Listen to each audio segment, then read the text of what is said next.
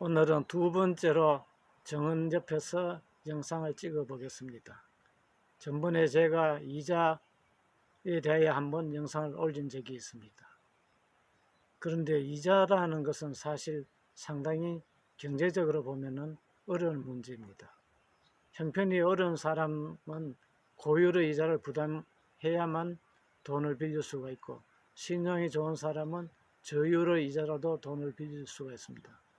어떻게 보면은 당연한 경제 논리에 따른 것이긴 하지만 당사자로 봐서는 사회에서 성공하기 위한 전제 조건에서부터 차별받는다는 억울한 심정도 들 수가 있을 법합니다.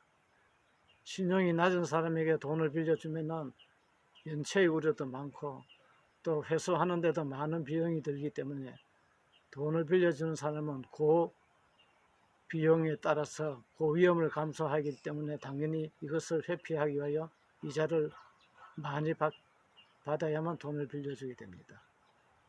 이것은 경제적으로 논리를 본다면 어쩔 수 없는 형편이 아닌가 생각합니다만, 고금리로 인한 대부로 인하여 많은 국민들이 피해를 보고 있는 것은 인류 역사 이래로 지금까지도 항상 있어온 일입니다. 예전에도 농경사회에서도 고리대로 인하여서 살고 있던 농토를 다 빼앗기고 소장농으로 전락한다든지 자식을 팔아서 빚을 갚는 일도 있었기 때문에 고리 대금업을 단속하는 많은 법령이 시행되었습니다만 아직까지도 완전하게 시행할 수가 없는 점도 안타까운 일입니다. 최근 대부분에서는 이자제한법의 제한을 넘는 이자를 갚은 사람의 경우에는 대부업자를 상대로 해서 초과된 이자를 부당이득으로 반환 청구할 수 있다고 판단을 하였습니다. 형사처벌 대상이 되는 행위이기 때문에 당연히 민사적으로도 부당이득으로 반환해야 한다는 것은 우리가 쉽게 이야기할 수 있습니다. 물론 대부업자의 사이에서 다시 또 돈을 빌려가야 되는 입장에서는 부당이득으로 반환하라고 청구하는 것이 또 상당히 어려워서 그와 같은 청구를 단념하는 경우도 있습니다만 법적으로는 부당이득으로 반환 청구를 할 수 있도록 되어 있습니다.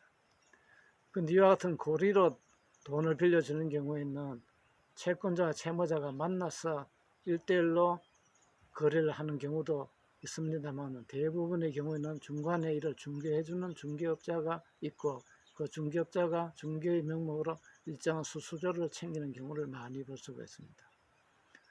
대부분은 대부업자가 돈을 빌려주는 것은 계약이 성립하기는 하지만 그 계약 자체가 법률에 위반된 계약이고 불법행위가 성립된다고 하여서 부당이득 반환 청구권 외에 손해배상 책임도 있다고 판시를 하고 있습니다. 물론 대부업자를 상대로 하여서는 부당이득으로 반환을 청구하나 손해배상으로 반환을 청구하나 같은 효과를 가집니다만 여기서 더 나아가서 이를 중개한 사람은 불법행위를 한 대부업자와 공동불법행위 책임을 진다고 판시하여서 중개한 사람을 상대로 하여서도 차액에 상당한 이자를 손해배상으로 청구할 수 있는 길을 열어주고 있습니다. 저는 우리나라도 조금 더 사회적인 어떤 법률 구조기금이나 또는 빈민구호기금이 모이면은 이와 같이 어려운 형편에 있는 영세민들에게도 저율의 이자로서 돈을 빌려주고 그 사람들이 사회에서 살아갈 수 있도록 도와주는 그와 같은 제도적인 금융이 활성화되는 것이 바람직하지 않은가 생각을 하고 있습니다. 감사합니다.